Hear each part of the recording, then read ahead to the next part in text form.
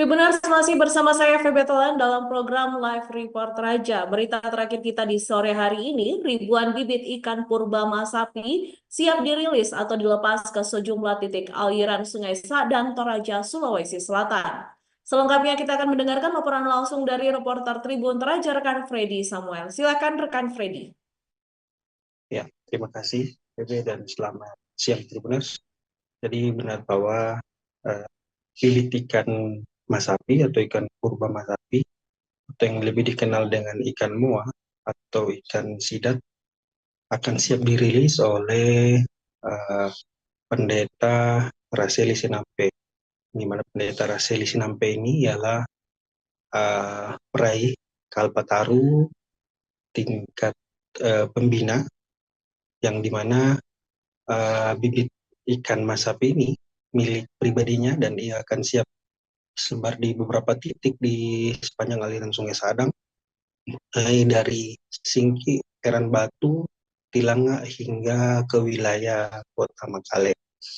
Ia juga berpesan kepada masyarakat Toraja untuk tetap menjaga kelestarian, baik kelestarian hutan maupun kelestarian sungai.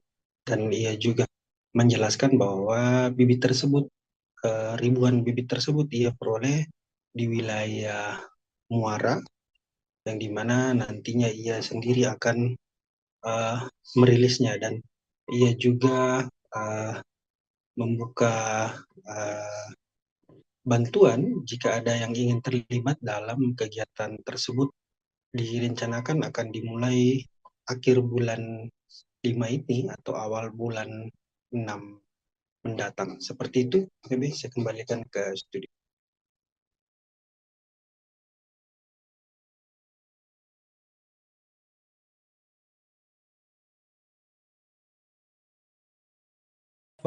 Di tempat-tempat lain itu terkadang itu di namanya limbung itu tempat air atau bentuk kolam itu terkadang masapi besar hilang ya. Tidak dijumpai lagi.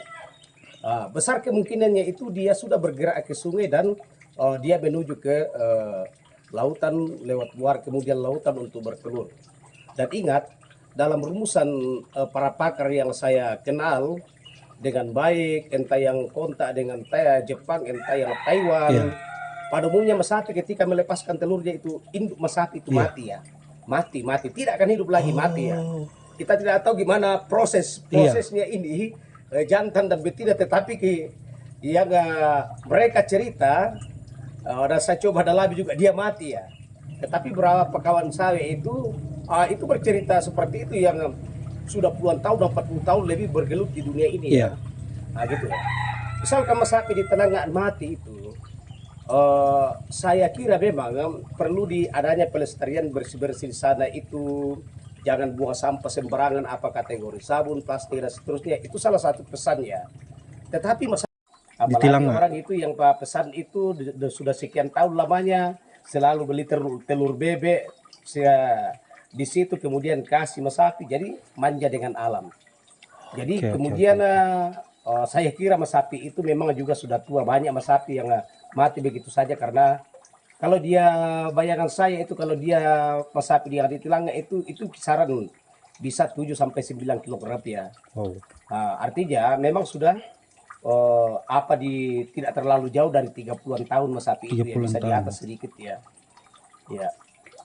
Berarti seperti itu ya kalau di ini masapi. Dan ini saya sudah rindukan sekali. Saya harus sebar masapi ke beberapa tempat di daerah Toraja yang fokus ke Sungai Sadang.